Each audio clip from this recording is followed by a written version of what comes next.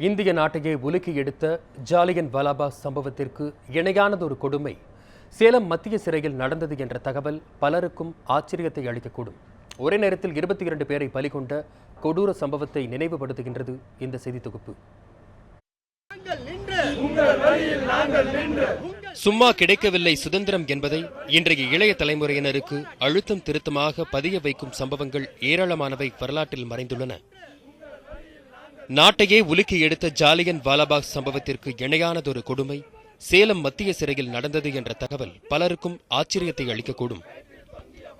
நாடு சுதந்திரம் அடைந்த பின்னர் 1948 கம்யூனிஸ்ட் கட்சி தடை செய்யப்பட்டதை தொடர்ந்து நாட்டில் ஆங்காங்கே கிளர்ச்சி வெடித்தது.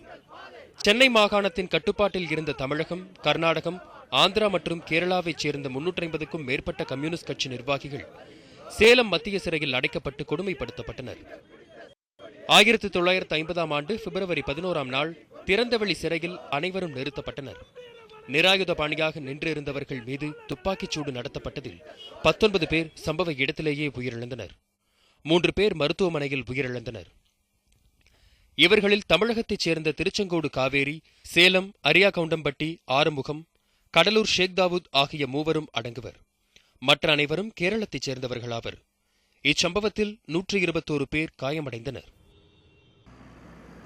இறந்தவர்களின் உறவினர்களுக்கு கூட தகவல் கொடுக்காத சிறை நிர்வாகம் அனைவரையும் சிறை வளாகத்திலேயே புதைத்துவிட்ட கொடுமையும் நடந்தது. சேலம் மத்திய சிறை வளாகத்தில் நிகழ்ந்த இந்த கொடூர சம்பவம் குறித்து எந்தவொரு தகவலும் பத்திரிகைகளில் வெளியாகவில்லை. தந்தை பெரியாரின் விடுதலை மட்டுமே இதுகுறித்த தகவலை பதிவு செய்தது. தந்தை பெரியாரும் அறிஞர் அண்ணாவும் இதுகுறித்த கண்டனத்தை தெரிவித்தனர். சம்பவம் நடந்த 2 தினங்களுக்கு பின்னர் சிறைக்கு தங்களது உறவினர் ஆறுமுகத்தை பார்க்கச் சென்ற பெரியம்மாவும் அவருடைய கணவர் பெருமாளும் அந்த கால சோகத்தை கண்முன்னே கொண்டு வந்தனர். அரியாகவுண்டம்பட்டி பகுதியில் பொதுமக்களின் நலனை முன்னிறுத்தி போராட்டத்தில் ஈடுபட்ட ஆறுமுகத்திற்கு மீசைக்காரன் என்று பெயரிட்டு அழைக்கப்பட்டதாகவும் அவர்கள் தெரிவித்தனர். சித்து பொண்ணு பார்க்க போனோம். அப்படி அங்கே போனதுக்கு இல்லைவா அதெல்லாம் 2 நாள் ஆகி போச்சு. எல்லாம் புதைச்சிவிட்டோம். 10-15 பேர் ஒட்டுக்க போட்டு புதைச்சிவிட்டோம். இந்த பேர கூலி பேர் இது கல் நிட்டு வச்சுக்கிறோம், அந்த கல்லை பார்த்துட்டு போங்க அப்படின்னு விட்டாங்க. அப்புறம் அதுக்கு முற்பாடு நாங்கள் எதுவும் உயிரிழந்தவர்களின் நினைவாக சேலம் இந்திய கம்யூனிஸ்ட் கட்சி அலுவலகத்துக்கு சிறை தியாகிகள் அரங்கம் என்ற பெயரும் உயிரிழந்த 22 பேரின் கல்வெட்டும் அமைக்கப்பட்டுள்ளது. ஒவ்வொரு வருடமும் நினைவு தினம் அனுசரிக்கப்பட்டு வருகிறது. இந்திய கம்யூனிஸ்ட் கட்சி மாநில துணைச் செயலாளர் வீரபாண்டியன் இந்து, முஸ்லிம் மற்றும் கிறிஸ்தவ மதத்தைச் சேர்ந்தவர்கள் கொல்லப்பட்டு ஒரே இடத்தில் புதைக்கப்பட்டது போராட்ட குணத்திலும் நமது மத நல்லிணக்கத்தை விளக்குவதாக கூறுகிறார். தமிழகத்தினுடைய மனசாட்சியை உலுக்கி எடுக்கிற வகையில், எல்லோரும் அதிர்கிற வகையில் அந்த துப்பாக்கிச்சூடு நடைபெற்றதாக நாம் படித்தறிகிறோம். புத்தகங்களில் அதற்கான சாட்சியங்கள், பதிவுகள் இருக்கிறது. அதை தந்தை பெரியார் அன்றைக்கு பகிரங்கமாக கண்டித்திருக்கிறார்.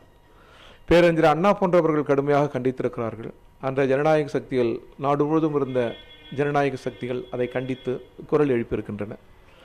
இன்றைக்கு சேலம் சிறை தியாகிகள் நினைவாக இந்த கட்டிடம் எழுப்பப்பட்டிருக்கிறது. இந்திய கம்யூனிஸ்ட் கட்சியினுடைய மாவட்ட குழு அலுவலகம் என்பது சேலம் சிறை தியாகிகளின் நினைவாக கட்டப்பட்ட ஒரு கட்டிடம். அதிகாரம் மற்றும் அச்சுறுத்தல் நிகழ்ந்தபோது மறக்கடிக்கப்பட்ட இந்த சம்பவத்தை ஆவணப்படமாக எடுத்துள்ளார் சேலத்தைச் சேர்ந்த குமார் என்பவர்.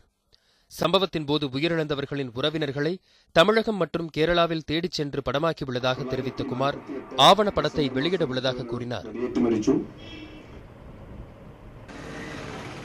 எந்த ஒரு பிரச்சனையும் சம்பந்தப்பட்டவர்களை தவிர மற்றவர்களின் மனதில் வெறும் தகவலாகவே பதிவாகிறது.